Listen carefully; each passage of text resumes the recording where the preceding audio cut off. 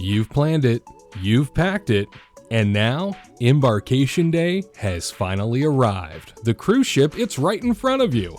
And whether this is your first solo cruise or your 15th, what you do in those first few hours on board can absolutely make or break the rest of your cruise. So today, I'm sharing several things that smart solo cruisers do on Embarkation Day. And if you nail even half of these, I think you're going to set yourself up for one of the best weeks of your life. I am the solo cruiser, Wade Heath, and if you feel like my reporting and perspective bring you any sort of value, I would encourage you to subscribe to the channel so you never miss a thing. And if you happen to be a solo traveler looking to cruise more often without having to pay that dreaded double occupancy rate, well, I hear you. That's why I've put together my top 5 tips, everything that I do before I book a cruise now, so that either I am paying a dramatically less solo supplement or I'm not paying one at all. If you'd like to learn more about it, there's a link for you in the description. Kicking things off here with what I believe might be a controversial one, and that is board as early as humanly possible. I say controversial because I think there are a lot of solo travelers who take the exact opposite end of the spectrum when it comes to this idea, and that is to instead show up about 30 minutes before the cruise sets sail. That way you can breeze through security without a wait, you can breeze through check-in without a wait, and you can go straight to your cabin because it's not being cleaned anymore like it is throughout most of the day if you show up early. Instead, it's wide open for you. You can just walk right on board. And I think there's a great deal of value in that. However, this is not the day to sleep in. Smart solo cruisers know that Embarkation Day is arguably the most important day of the entire trip because everything, and I do mean everything, is wide open. You have to get there early to take advantage of these things. Specialty restaurants haven't filled up yet. The spa is usually empty, right? The pool deck is peaceful. The ship is yours in those first few hours. Getting to your ship at the earliest opportunity means you're maximizing your vacation time. So check your cruise line's app, note your earliest boarding window, and be there. Set an alarm at home the night that your check-in online becomes available so that you can get the earliest possible window to do so. Arrive at the port at the start of that window, not the middle of it, not at the end of it, and begin your cruise early. Next up, let's talk about attending your roll call meetup. This one I think is especially huge for solos, and I understand you might be wondering what the hell is a roll call meetup. Well, before you even boarded, chances are you could have joined a roll call thread either on Cruise Critic or a Facebook group for your specific sailing. That's what they call those things. So basically Facebook pages that are dedicated to your particular sailing on your particular ship.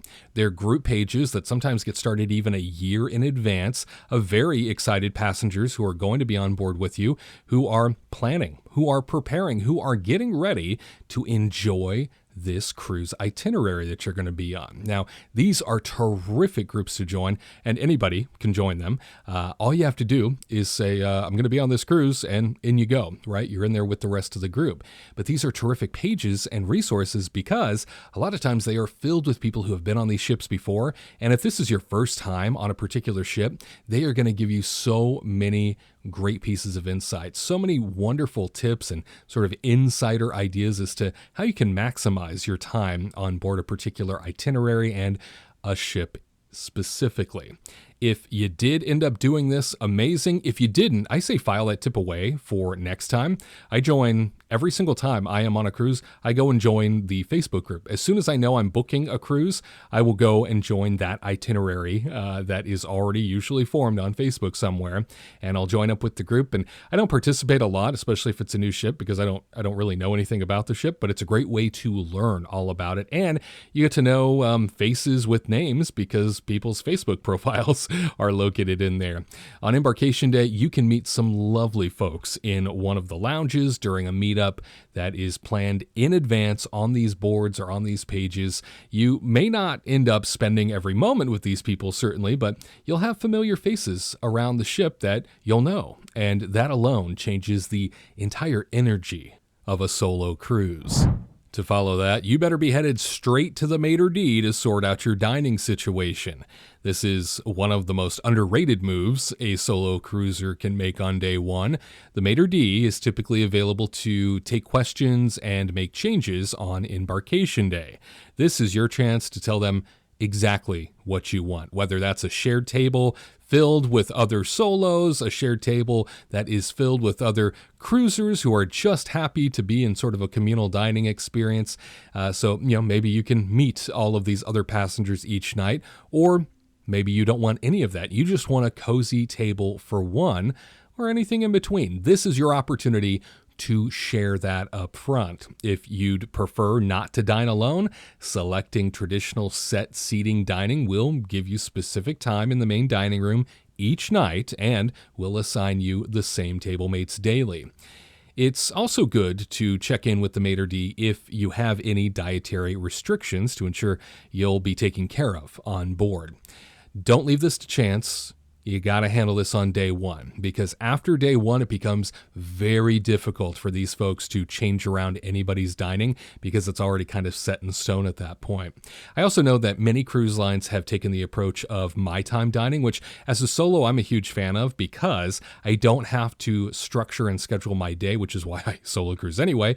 I like to do my own thing, right? So I don't structure and schedule my day so much where, I have a set dining time that I have to abide by every single day and there is no getting around it.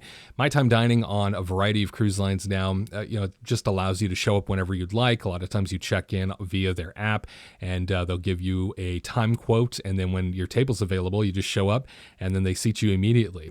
You also have the opportunity a lot in those apps to, sort of, signal whether or not you'd like to sit with other people or you'd like to dine alone, which again, depending on what it is you're looking for, that's a wonderful thing to have in the palm of your hand via the app. So get things sorted out with the maitre d' on day one. Make sure that all of your ideas, all of your wants and desires for dining for however long your cruise is set up to your liking.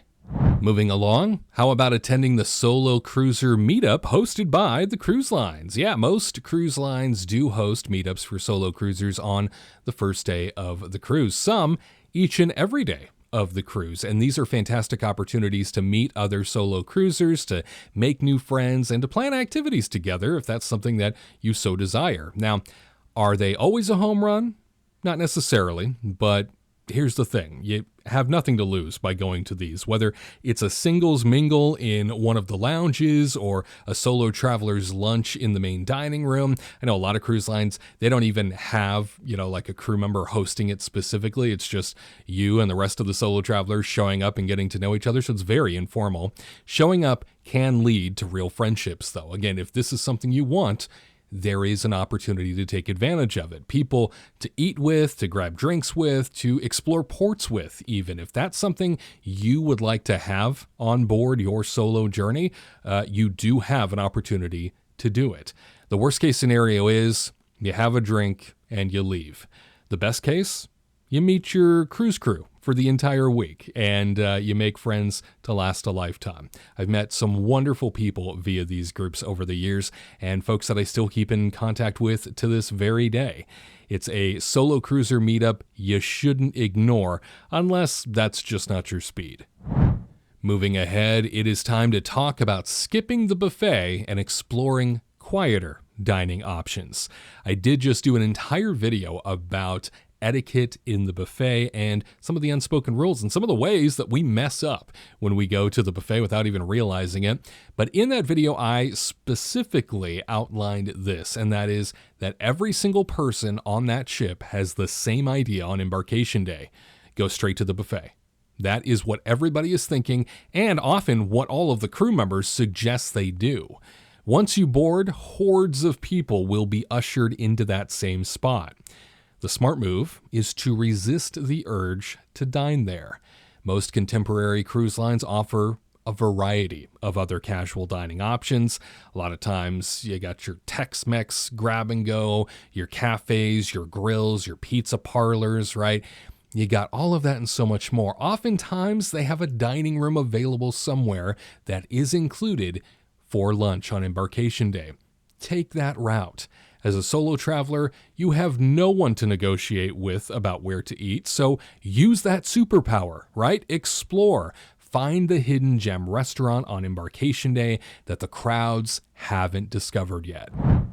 To follow, make your reservations early before everything fills up.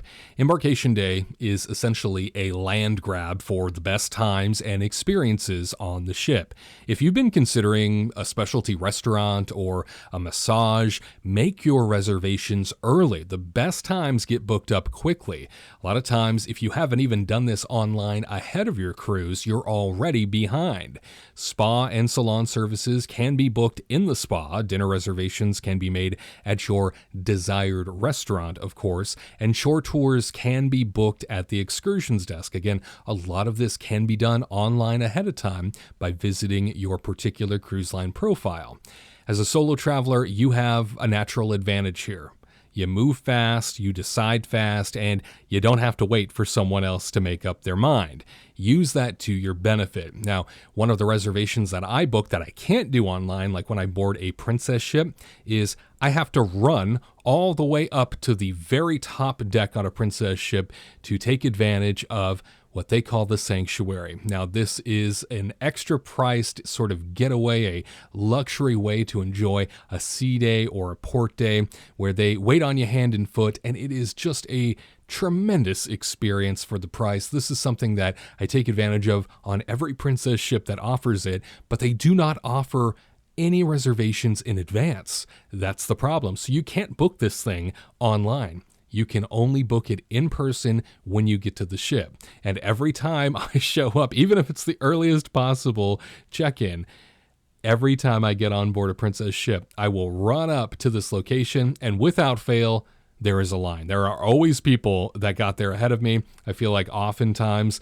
individuals that may have stayed on, right, from a prior cruise are probably in that line because they don't open those doors until a particular time when they start boarding in addition to it. So something to consider. Booking those reservations early before everything fills up. If you're not thinking about those things prior to a cruise, like I said, you might already be behind. So do not waste that first embarkation day. Do not sit around and think, oh, I'm just taking in the sights and sounds of the ship. No. Get your house in order so that you can enjoy that cruise. Next up, of course, you need to knock out that muster drill immediately. I know, not the most glamorous tip, but you got to hear me out here. The muster drill plays a critical role in passenger safety, and you should do it as soon as you board so it won't take away from your cruise experience in the middle of all the fun. The last thing you want is to be pulled away from that poolside cocktail or your first specialty dinner because you forgot to check in at the muster station. Get it done early. It takes just minutes, especially in a post-pandemic world where many cruise lines have adopted just the digital way of doing this safety check-in now, where basically you watch a video, you check in at the physical location, and you're done. Then it's over and the rest of your embarkation day is completely yours.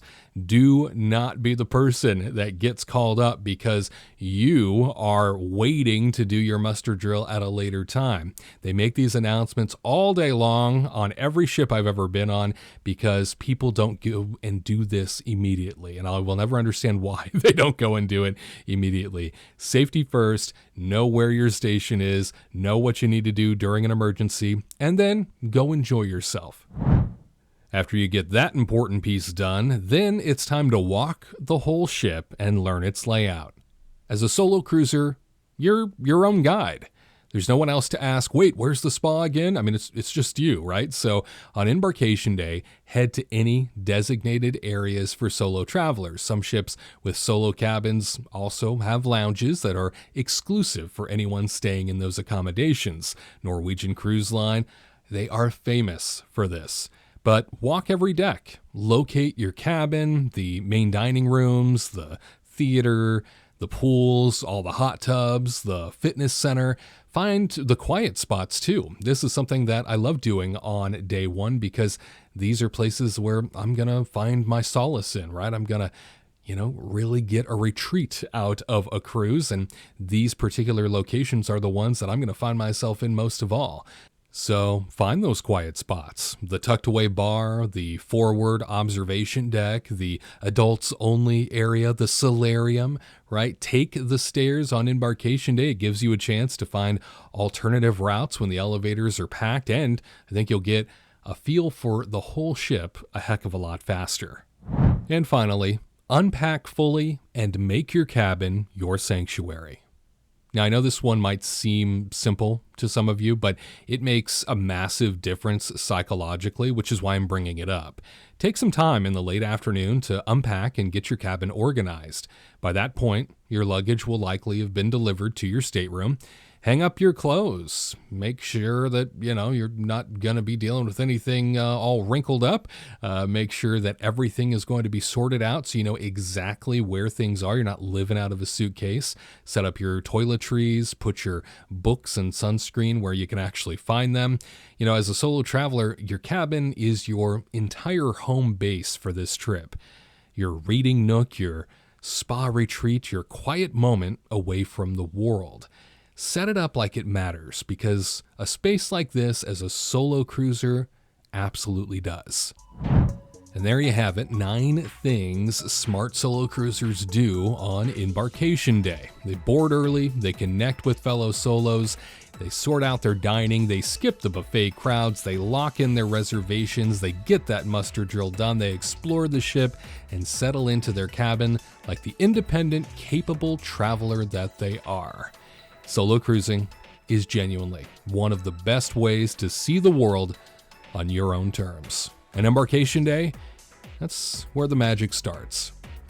Are you a solo cruiser who finds yourself in those Facebook cruise groups in advance? Are you an individual who employs any of these tactics on your solo cruise embarkation day?